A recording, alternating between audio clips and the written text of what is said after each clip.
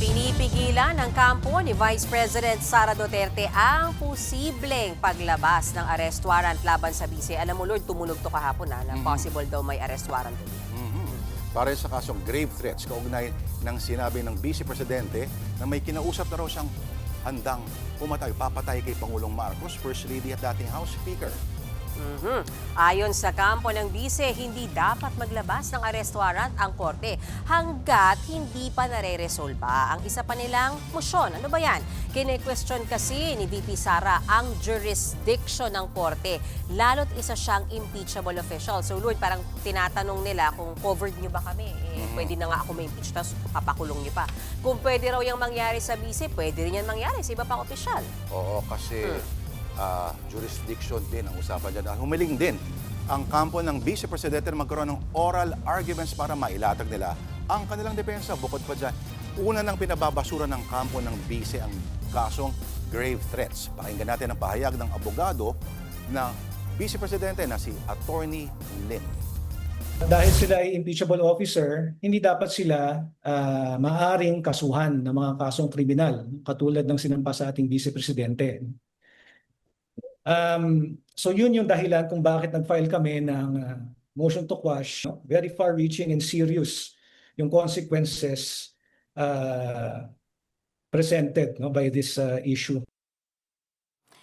Wala pang pahayag ang DOJ tungkol sa isinusulong na oral arguments ng VP Sara Cam. Pero naunang giniit ni Prosecutor General Richard Fadulyon na hindi po pinagbabawalan ang pagkasampa ng kasong kriminal laban sa Vice Presidente. Sabi ng palasyo, tila pagbabanta ang sinabi ng kampo ng Vice Presidente na posible ring makasuhan ang ibang impeachable officials tulad ng Presidente kung sakali. Git ni Castro, no one is above the law. Dapat daw managot ang sinumang lumalabag sa batas o umaabuso sa kapangyarihan. Tinanggi naman ng kampo ni VP Sara ang paratang ni Yusek Castro na nagbabanta daw sila. Ito ang sabi ni Attorney Joseph Lim. I respect the palace officer's opinion, no? But of course, it was never issued as a threat, no? Kasi nga, tama naman sinabi niya, no? No one is above the law. And I agree with that.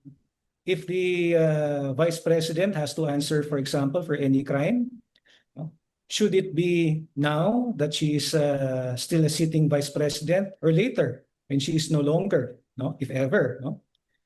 Is it the same also for other impeachable officers? Should they also be, may they also be already prosecuted now while they are sitting, or will it be after when they're no longer incumbent? Alam mo, sabi nga nila, Lord, di ba?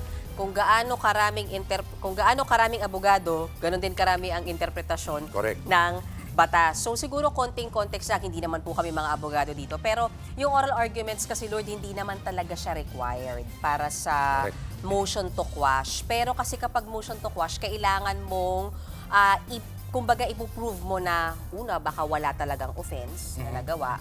Pangalawa, yung jurisdiction talaga, kung covered ka ba at may karapatan bang maglitis sa'yo itong nagkaso sa'yo. So kaya talaga siguro sila humihingi ng oral arguments. Sabi ng abogado ni VP Sara, at least ang abogado lang siya para dito sa kaso niya sa NBI.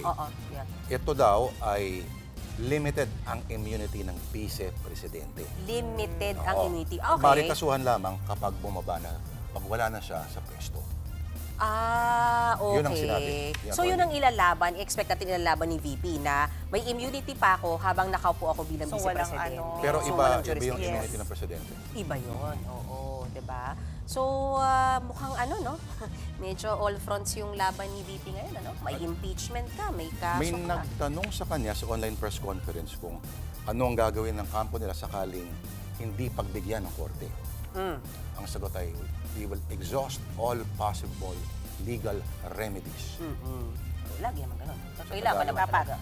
Kailangan naman talaga. Pero, bigyan lang natin ng context. Itong sinasabing grave threat ito, wala itong pinagkaiba doon sa dinidinig sa impeachment case. Ito yung online press con niya noong 2024 na sinabi niya na pag may mangyaring masama sa kanya, may kinausap na siya para patayin si Pangulong Bongbong Marcos, First Lady Lisa Loretta Marcos, and si dating Speaker Romualdez. It's the same Ang leksyon grave dito threat ay na yan.